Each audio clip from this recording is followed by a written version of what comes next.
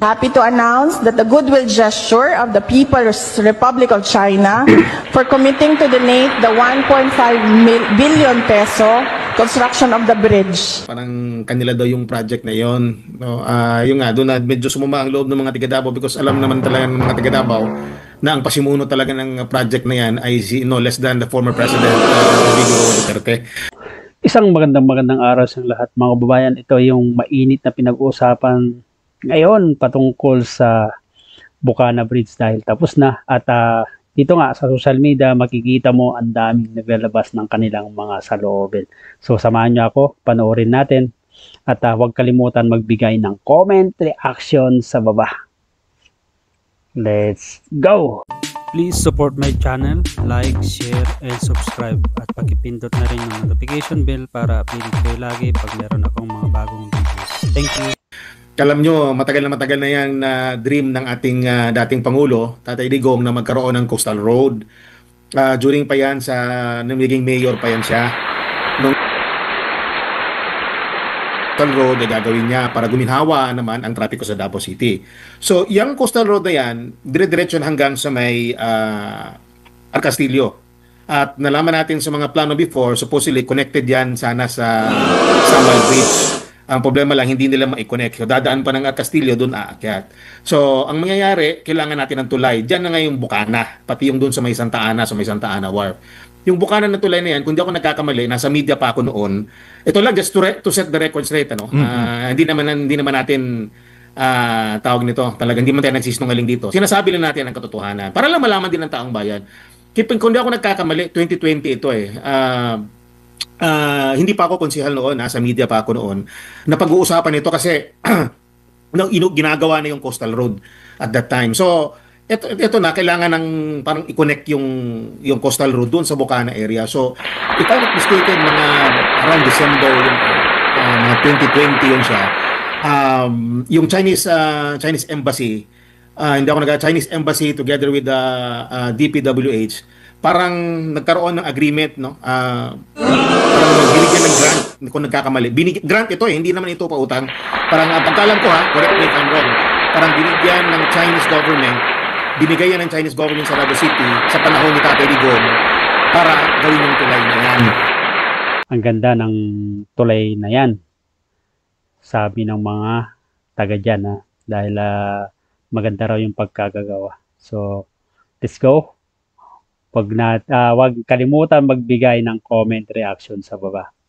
Kasi nga, ang dami nagsalalabas ng saloobin kung sino ba talaga ang pasimuno nagsimula para sa ganon magkakaroon ng tulay na yan para sa mamayang taga dyan.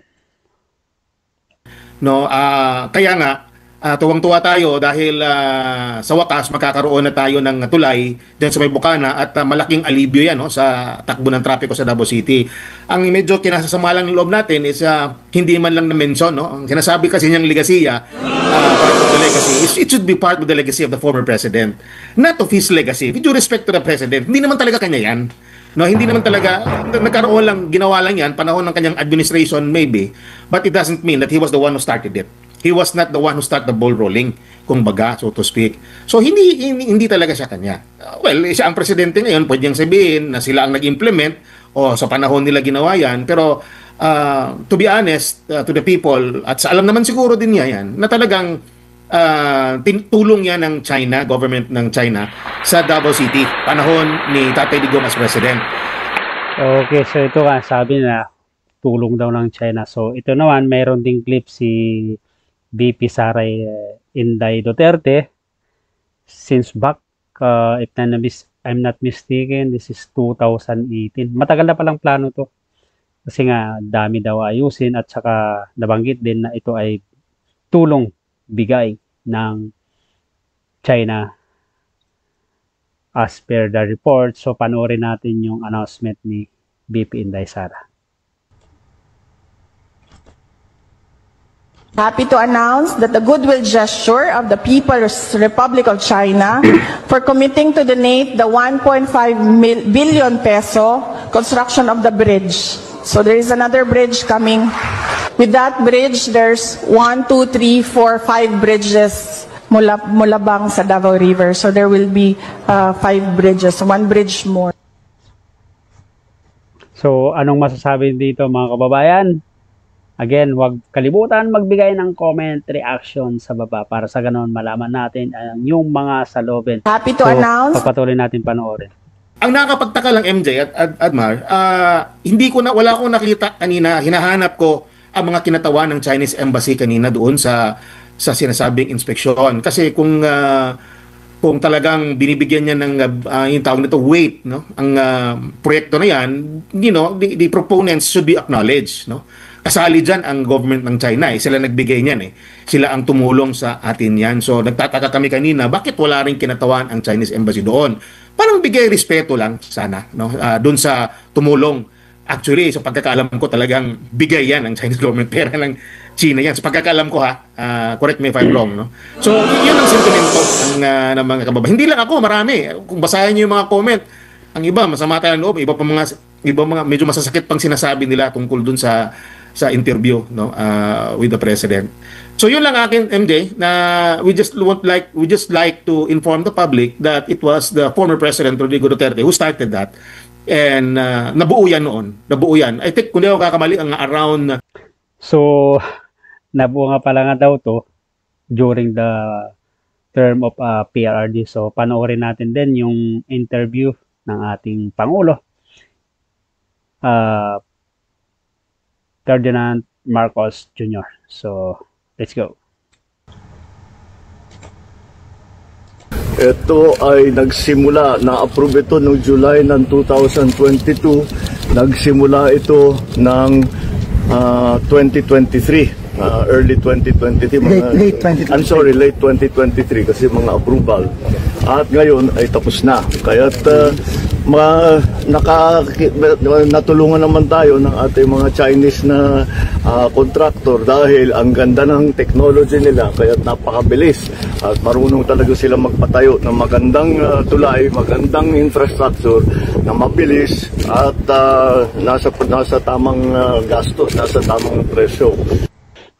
So, yan nga yung interview din ng ating Pangulong Ferdinand Bongbong Marcos sa kanyang pagbisita, pag-inspeksyon sa Bukana Bridge. At mukhang maganda, napakaganda talaga ang pagkagawa ng bridge na to.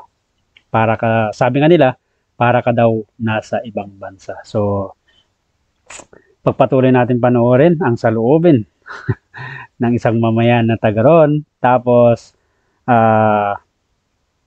maya-maya, abangan natin, meron din short clip video patungkol ito at nasabi ni BP Inday Sara. So, panoorin muna natin, ipagpatuloy at again, at huwag kalimutan magbigay ng comment, reaction sa baba. $60 million, no? Yung ano na yan, yung project na yan, worth ng project na yan. MJ? Opo, 3.2 billion, sir, pesos ang pesos. Opo, budget. So, ang laking proyekto pala to kung totoong bigay ng China para sa mga taga Davao, 3 how much? Billion? Ang laki. Sa walang gastos daw ang Pilipinas. So, malalaman natin yan mga susunod na araw kasi nga maglalabasan yan ng mga sentimento, mga saloobin ng mga taong lalong-lalo na yung mga taga-riyan. Kaya kung ikaw ay taga Davao, huwag kalimutan magbigay comment, reaction sa baba o kaya kahit saan kamampanig ng mundo, mga kababayan at sa Pilipinas, sa karon malaman natin ang yung mga saloobin. Let's go. Kasi mainit itong pinag-uusapan to ngayon patungkol sa Bukana Bridge na yan kasi isa raw sa mga major infrastructure ng ating pamahalaan. So, let's go. Panoorin natin ulit. Yes.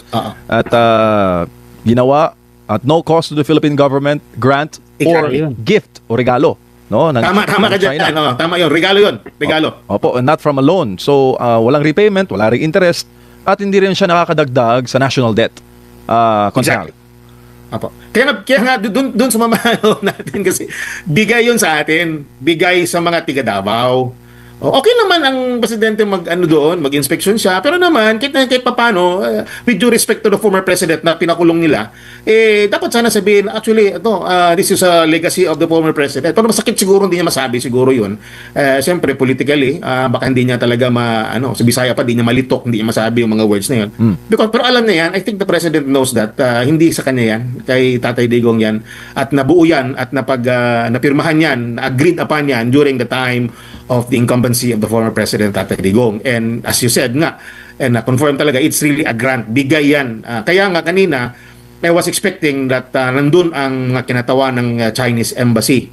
No, but unfortunately, wala talaga ako nakita. Wala akong nakita ang mga members ng consular office doon. It was only a few people siguro from the side of the President, the side of the government, and from DPWH and DOTR, and siguro maraming mga doon. Pero wala akong nakitang tawag nito, kinatawan ng Chinese Embassy. So, tama nga naman yung sabi ni Sir na dapat sana, lalong-lalo na kung totoong bigayan ng Republic of China, kailangan na pasalamatan natin din sila. So, mamaya-maya, mayroon na, tulad sabi ko, mayroon video si BP Sara Inday Duterte na nabanggit nga na dito na napapasalamat siya sa Republic of China dahil dito sa project na to ay nabuo sa pamamagitan ng former President PRRD. As tinanong ko yung taga DPWH, ang tinanong ko kung kailan ba talaga officially magbubukas yan, ang sabi is December 15. No, So, malapit na. December 15. Tapos, ito ata ang magbibigay alibyo ng trapiko dyan, yung dumadaan sa may Bolton Bridge at Governor Generoso Bridge sa Bangkiruan, at yung dadaan doon sa may Rojas Avenue. Habang hindi pa ata makumpleto yung doon sa may Santa Ana where. But again, this is really a welcome development sa Tiga Davao. Opo. Kaso lang, yun na nga, kay Tatay Digong ito. Opo. Konsehal, bago lang si Partner Admar. Sir, kung babasahin mo po kasi yung mga komento sa social media, titingnan mo rin yung analytics.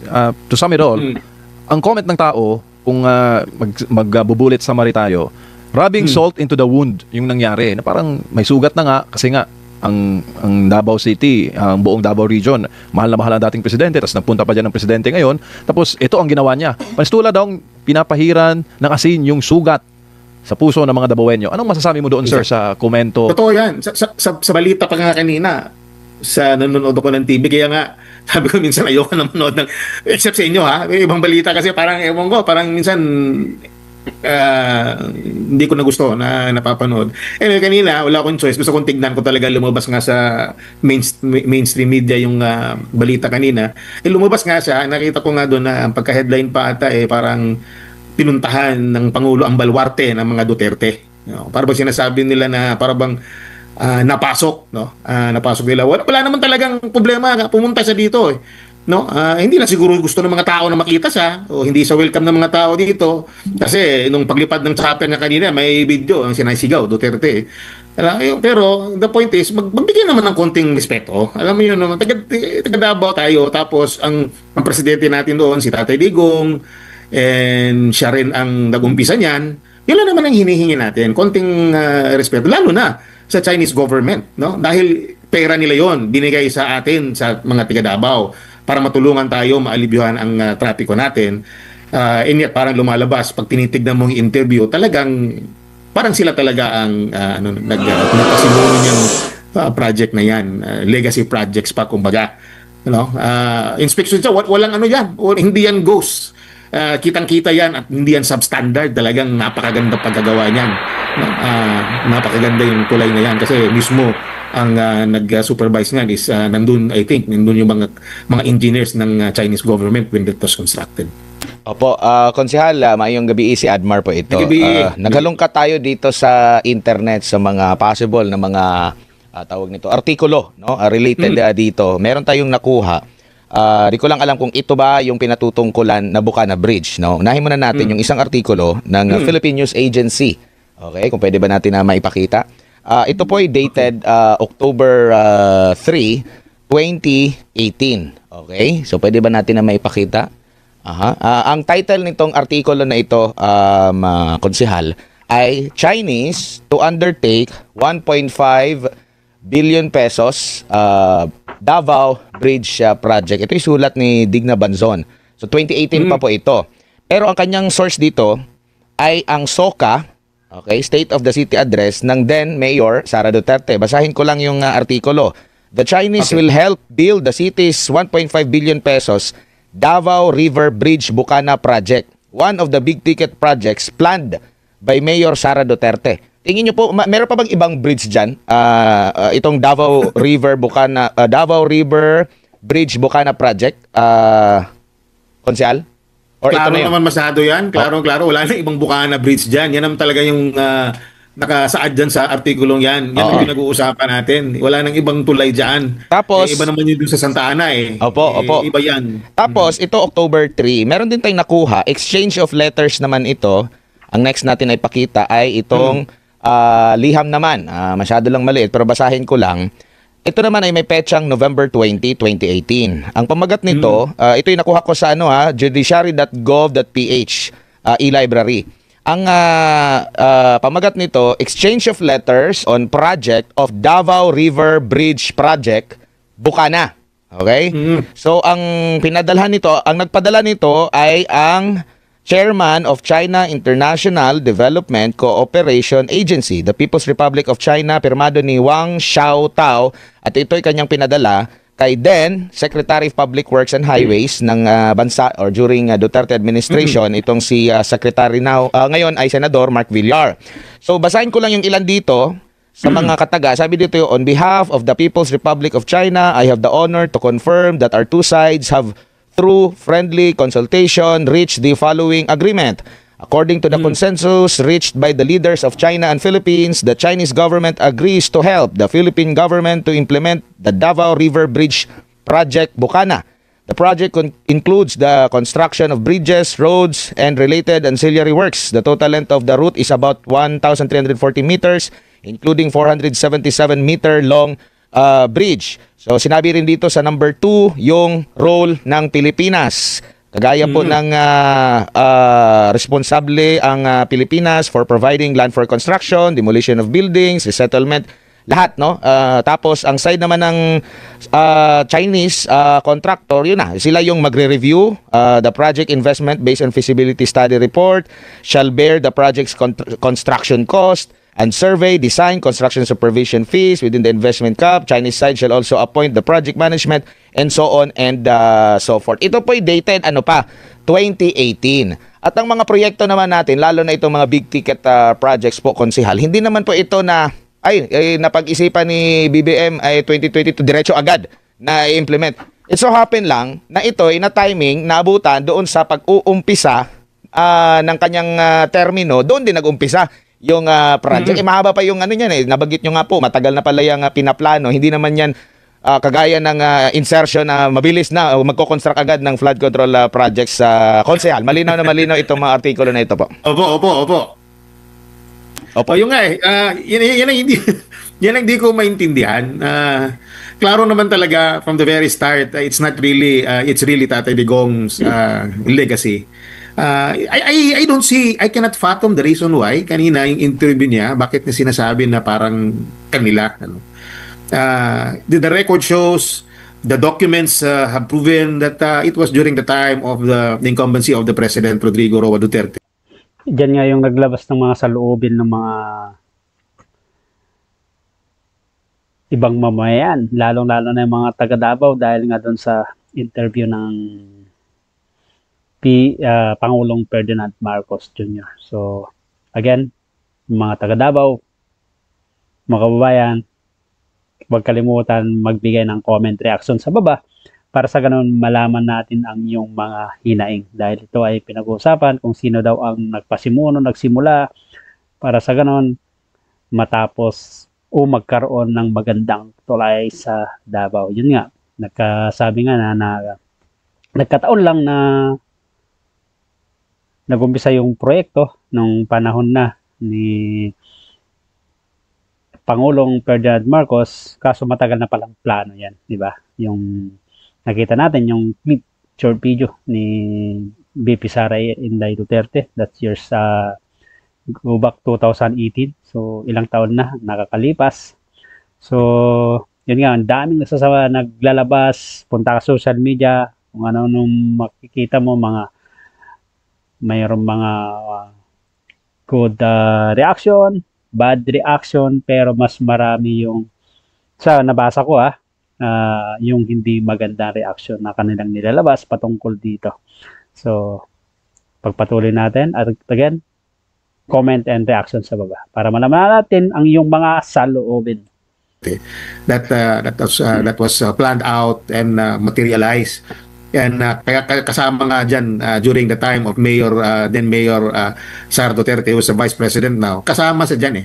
Kasi alam nyo, yung mag-ama na yan, they really work hard for the development of the city of Davao. Kaya kung may magandang plano, talagang pinag-uusapan niya ng dalawa. Alam naman natin yan, hindi naman pwede na may plano ito, isa ay hindi, mag-disagree. They all agree on such plans. And tingnan nyo na ang nangyayari sa Davao ngayon, napakaganda. Alam mo, ito, tinitignan ko itong tulay nito, napakaganda ito, para kang nasa ibang bansa. Para ka nasa ibang bansa. Yung kakagaling ko lang sa labas, ito yung parang nasa Hong Kong. Alam yung tulay doon, I forgot the type of bridge there in Hong Kong. Pati ito, parang ganito rin yung itsura ng tulay na tatawid ka ng Macau to Hong Kong. Parang ganyan eh. Ganyan ang pagkagawa, napakatibay, napakapulido ang pagkagawa. Napakaganda talaga. Malayong-malayo sa mga proyekto na ipinapatupad natin dito na kung ilang taon lang ay biglang bumigay. Saan mga yun? Yung napaka malaki na bridge biglang gumuho na wala man lang lindol, no? So ito ang mga ligasiya ni former President Rudy Duterte. And just yun na naman ang hinihingi natin eh, kunting acknowledgement lang naman. Yun nga, nabanggit niya yung ligasiya ni former PRRD. Pero sabi naman ng ating administrasyon, yan isa sa mga ligasiya project o proyekto ng kasalukuyang administrasyon. Yan yung mga napapanood natin sa balita. Kaya yung ang daming naglalabas ng kanilang mga saloobin. Makikita mo sa social media, punta ka riyan. Ang dami. Dahil nga ito yung mainit na pinag-uusapan ngayon dahil sa Bukana Bridge. Dahil ito ay isa raw maganda ang pagkagawa. Para ka nga sa banggit nga, para ka daw nasa ibang bansa. So, ito na naman, makikita natin talaga yung mga saloobin ng mga tao, lalong na mga taga Davao. So, again, comment and reaction sa baba. Panoorin natin at para malaman natin ang totoong katotohanan. No, hindi naman natin sila binabastos dito. Ang mga Dabueño hindi bastos. Tayo hindi tayo bastos. Pagpunta nila dito, kahit nga si Senator Trillanes, former Senator Trillanes pumunta dito, hindi nga siya binato. Hindi nga siya binastos, tinapunan ng kit. Wala. Pinabayaan lang siya. No, hindi tayo ganoon eh. We are decent people. Kaya, although, of course, kung may lalabas tayong saloobin, talagang nilalabas namin. Pero hindi tayo yung nagpapakita ng parang masamang tao tayo dito sa Davao City. Opo. Yung pinapalabas na natin sa saloobin natin. Opo, naalala ko po nung may programa pa yung Gikan sa Masa para sa Masa sa SMNI na yun na part, no? Yung kakabalik lang ni former President Rodrigo Duterte sa Gikan sa Masa para sa Masa sa SMNI na program na po niya. Nababanggit din ito kasi during sa first part ng Marcos administration, natanong sa kanya kung okay ba sa kanya na ganito. Sabi niya, wala namang problema sa akin kung ako yung nag-umpisa, iba yung nagtapos ng programa, bigyan din siya ng credit. Yun pa nga si FPRD kasi parang nakasanayan kasi natin dito sa bansa, parang yung credit grabber, no? Pero sa kanya parang wala sa akin, as long as matapos, maumpisahan, matapos, wala lang sa kanya. Pero ito nga yung parang kakapalan ng mukha na kumbaga hindi mo na nga in-acknowledge, parang yun pa yung sinasabi na parte ng legasiya, no? Yung nabanggit niya yung credit grabber, parte ng legasiya. Yan ang mahirap sa atin, di ba? Na kapag kalaban mo yung nagsimula, ikaw tumapos, yung proyekto na yan, ang ma-acknowledge na lang ay yung kung sino yung nakaupo. At saka yung mahirap sa atin, hindi na ipagpapatuloy yung mga proyekto kapag ikaw ay kalaban sa politika pag natalo ka. Paano tayo unlad yan pag ganyan lagi ang nagiging cycle ng mga politician natin, yung mga government official na upo walang mangyayari sa atin, paano unlad ang bansa natin. Para sa ganon, sana magkaisa ang mga taong gobyerno nakaupo sa atin. Para sa ganon, mabigyan naman ng mas maganda ikakaunlad ng ating bansa para sa ating mga susunod ng henerasyon. Anong masasabi niyo dito, mga kababayan? Nabanggit nga nila, credit grabber. No? Kumbaga lalo lang nagke-create ba ng division itong mga ganitong pahayag ng presidente po, konsehal? I just wish that he would really be honest, be true to his words when he talks. But sometimes kasi alam mo naman, minsan masyado siyang bulol, minsan di natin maintindihan yung sinasabi niya. I don't know what's causing that. Maybe your guess is good as mine. But yung the point of nandito siya tapos alam niya na inumpisahan. Sabihin na lang natin, sabihin na lang natin for the sake of argument, he can be part of it dahil sa panahon niya. Okay, sige, bigyan na lang natin na ganyan na natapos yan sa panahon niya. But he should also acknowledge the one who started it. Ganyan naman tayo, di ba? Even kami mga konsehal, like sabihin natin, ito, yung mga ginagawa natin mga ordinansa. No, naumpisahan ito ni Councilor Pilar Braga o naumpisahan ito ni Councilor ganito ganyan. No, ina-acknowledge natin tapos tayo ang nagpatuloy at natapos natin, naipasa natin. I-acknowledge natin kasi hindi naman talaga sariling effort natin, hindi tayo naghihirap diyan sa proyekto na yan. So dapat lang ma-acknowledge naman niya. Yun lang naman hinihingi ng taong bayan, ng mga taga Davao i-acknowledge lang naman kasi hindi naman kay tatay talaga yan na pagmamayari. It's for the city of Davao. Tama. But then again, who started it for the city, for the people to enjoy, was Tatay Digong and then Mayor Sara Duterte. Opo. Yun lang naman. That's just what we want.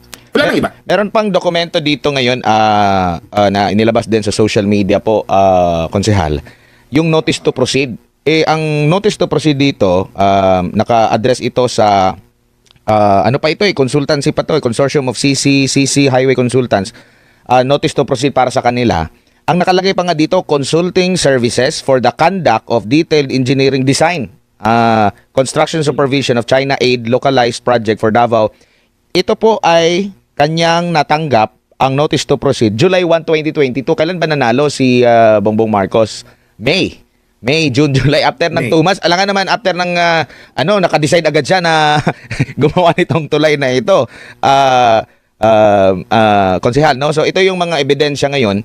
At tanong ko lang po, marami pa bang mga kagayang project na ganito dyan sa Davao? Kasi naririnig ko rin na meron ding hindi na pinunduhan ng national government kahit may counterpart mula sa foreign aid. Bakit hindi niya yun ipinagpatuloy din ng presidente ng Pilipinas ngayon? Meron talaga, and actually during my first term as a city councilor, yung nanalo yung unity team, nagpasa kaagad ako ng resolution urging the national government. I personally addressed that resolution, the council. Although ako wala ang nagpasa ng resolution, ako ang proponent ng resolution, but the whole council approved it. It was addressed to the president, asking the president to give assistance sa ating tinatawag na waste to energy project. Ito yung waste to energy project, panahon pa to ni Tatay Digong at sinundan niya, naging mayor pa si Tatay Digong, hanggang naging mayor din si Vice President Sara Duterte sa Davao City. So matagal na proseso itong waste to energy. So ano ang meron dito? Binigyan tayo ng grant ng Japanese government ng 3.5 billion pesos, hindi ako nagkakamali, kalahati. The cost of the project is around 7 billion. So nagbigay sila ng, at that time was 2.5 lang, I think. Well, nevertheless, it was really 50% of the cost of the project was a grant from the Japanese government. Bigay yon. So okay na yon, agreed na yon, nakakuha na tayo ng lupa dito sa Davao City, sa Biao Eskwela. We complied with all the reglementary requirements and everything. Napasa na comply na natin yon. So we are just waiting for the project to be implemented. As a matter of fact, pumunta pa kami ng Japan to take a look at their facilities there to make sure that it is safe for the Boveños, and it is really indeed safe for the Boveños.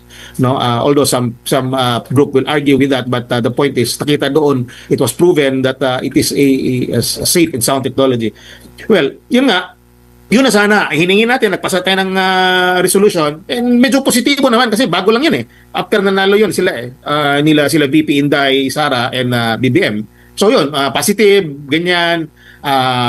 Parang pinorward na, minomonitor kasi namin yung updates noon. So okay naman ang takbo, parang parang papunta sa tulong.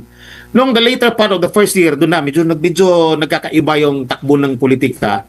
Bigla lang namin nalaman na by the end of the 2023, I think, no? End of 2023, kung ako magkakamali, biglang hininto, ini-stop yung parang parang set aside lang yung project without any reason at all. Ang DNR mismo ang naglabas ng tawag nito ng memo or information or whatever is that. Basta nalaman namin na talagang hindi na nila itutuloy ang project na yan.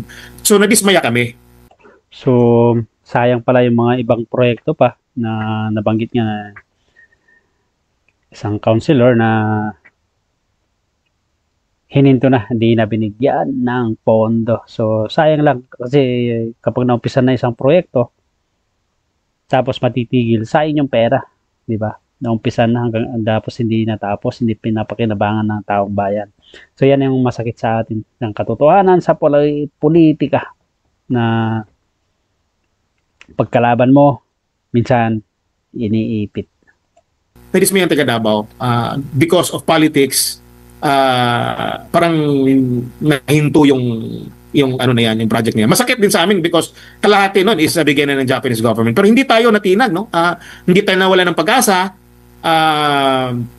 Ginawa natin ang paraan. Nag-usap-usap uli kami ang mga konsehal together with the mayor and the vice mayor. Nag-usap uli kami.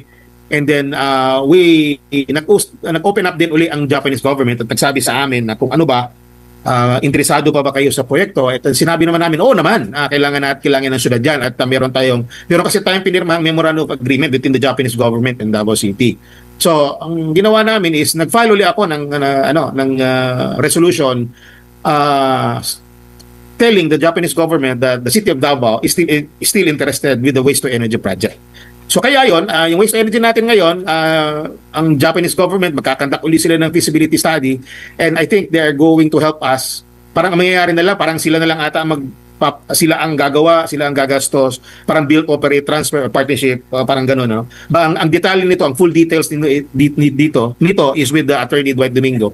Kasi siya yung parang head ngayon ng waste to energy. So yan yon. So tinatanong ng tao, ano yung waste to energy na yan?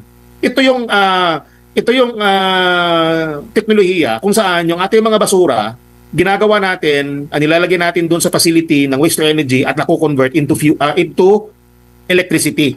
Initially, ang sabi ng Japanese government, they are going to build a plant which can generate around 12 megawatt of electricity. So, parang para tong biomass, parang biomass kung ang kategory nito, no, kung sa DOE, parang yan na. So, ito rin tungkol pa rin sa Bukana Bridge. Ito, panoorin natin si VP Inday Sara Duterte. Let's go. VP Inday, earlier we talked about the Bukana Bridge, and you made mention that you're going to refer the situation with the former president. Ano po yung desisyon ni former president? Nag-ano lang ako kanina kung pwede ko ba kwento yung backstory ng Bukana Bridge, and then he said na okay lang naman. So ang nangyari dyan ay ang Bukana Bridge is kaparte ng buong coastal road ng Davao City. So hindi siya yung coastal road hindi siya makakatawid ng Bangkerohan River kung wala yung Bukana Bridge. At that time na mayor ako, may budget ang coastal road pero unfunded ang bridge.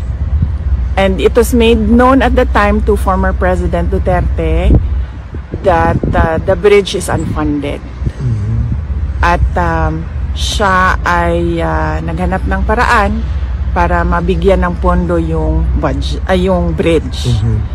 So noong nakahanap siya ng pondo, ay sinimulan yung negotiations, sinimulan yung mga planning, lahat ng paperworks para doon sa bridge na yon ay sinimulan na.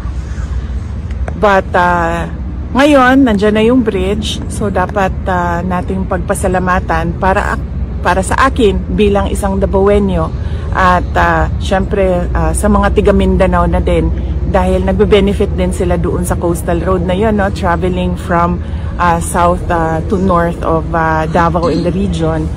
Nagpapasalamat kami kay dating Pangulong Rodrigo Duterte dahil hindi siya tumigil sa paghahanap ng pondo para doon sa tulay. At syempre nagpapasalamat tayo sa People's Republic of China dahil buong-buo nila binigay yung entire cost ng tulay na iyon. So walang gastos ang City Government of Davao, walang gastos ang Pilipinas para tayo magkaroon ng bridge na yon. At napakahalaga ng bridge na yon dahil hindi mag-connect ang south to north kung wala yung bridge. What is your reaction, VP, with the statement of President Bongbong Marcos saying that this is one of the 4 legacy projects under his administration so far? Basta sa akin, yun na lang. Bilang Dabawenyo at bilang Mindanaon, nagpapasalamat ako kay dating Pangulong Rodrigo Duterte. So ayun nga mga kababayan, anong masasabi niyo patungkol dito sa proyektong sa Davao na Bocana Bridge dahil yun nga, ang daming lalabas ng sama ng loob ng kanilang mga saloobin, bakit daw hindi man lang daw in-acknowledge kung sino ang nagsimula ng proyekto na yan. Walang iba kundi si former President Rodrigo Roa Duterte. So, nakita naman natin yung kanilang mga interviews na sabi nga ng kasalukuyang administrasyon na isa sa kanilang mga major infrastructure project. So, yun nga, tulad sabi ko, pag punta ka ng social media, sari-saring saloobin ng mamayang Pilipino, lalong-lalo na yung mga taga Davao. So, again, ano masasabi nyo sa tulay na to? Maganda ba? Napakaganda raw. So, yung mga malapit dyan, kung ikaw taga Davao, pa-comment naman sa baba kung mapanood mo to. Dahil nga, sa tulad sabi ko, ang dami naglalabas ng saloobin, nakikita mo dyan sa social media. So, yun nga lang, ang hinihingi daw nila sana ay nabigyan din ng acknowledgement kung sino ang nagpasimuno na walang iba kundi si PRRD at kung sino ang nagbigay gumawa ng proyekto. Walang iba yan ay kung the Republic of China. Sabi na wala daw siyang, according kay Councilor, wala daw siyang nakita na representative ng China. At saka malapit na parang magsisimula to. So, sigurado ito, pag nagsimula, dahil mukhang napakaganda, sabi nga, parang kang nasa ibang bansa, lalabas ang magandang picture niyan, videos, pag nag-umpisa na yung tulay na yan, Bocana Bridge. So, mga kababayan, mga OFW, yan ang mahirap sa atin, di ba? Pag naumpisahan mo ang proyekto, tapos sumunod ay kalaban mo, minsan talagang hindi na tinutuloy, hindi pinupundahan. Tulad nga sabi ni Kunsyal na may mga proyekto na kalaunan ay hindi na pinagpatuloy dahil walang bondo. So, yan ang masakit sa atin. Paano tayo uunlad pag ganyan? Sana, kahit kalabang sa politika, sana pagkatapos ng politika ay wala na yan. Isipin sana nila yung mga next generation na ang mga proyekto sana ay makikinabang yung mga anak natin, mga magiging apo natin, na wag naman sana yan na politika pagkatapos ng botohan sana magkaisa na sila. Hindi yung kalabang kita. O dapat ganito ganyan. Napakasakit. Yan yung sakit ng mga Pilipino, lalo na mga politicians, di ba? Pag kalaban, ipitin pag wala na sa pwesto. So again, mga kababayan, mga ka-OFW, sa manpanig ng mundo at mga taga Davao. Isang maganda at mapagpalang araw sa inyong lahat at huwag kalimutan magbigay ng comment, reaction sa baba. Maganda ba talaga yung tulay na yan? Makikita natin yan pag nagbukas na. Dahil bubuksan din yung mga ilaw sa gabi. So, abang-abangan natin at again, huwag makalimutan magbigay ng comment, reaction sa baba. Kaya-kaya pala natin magkaroon ng ganyang magagandang kutulay, di ba? Kaso nga lang, yung mga proyekto natin, nabanggit nga nila, yung mga insertion, flood control project. Kaso nga lang, ilang bagyo, ilang kalamidad ang dumaan, sira na agad. Dahil sa hindi maganda, hindi matibay ang pagkakagawa ng mga proyekto na which is sana pagpakinabangan ng mamayang Pilipino. Magayaman pa lang bansa natin dahil kung ang pinag-uusapan ay yung mga nakaraan, mga corruption, billion piso ang pinag-uusapan dito. So, napakalungkot, napakahirap ng ganitong sitwasyon sa atin na pagkalaban mo ay dyan ka muna. So, again, maraming salamat sa inyong pagsama. Ako pala si Ronnie, kasalukuyang OFW dito sa bansang Kuwait. Pa-support naman ang channel ko. Like, share, and subscribe. At kita-kits sa mga sunod kong mga videos. Have a nice and great day to all of you. Kita-kits sa mga sunod kong mga videos. Bye-bye. See you again next time.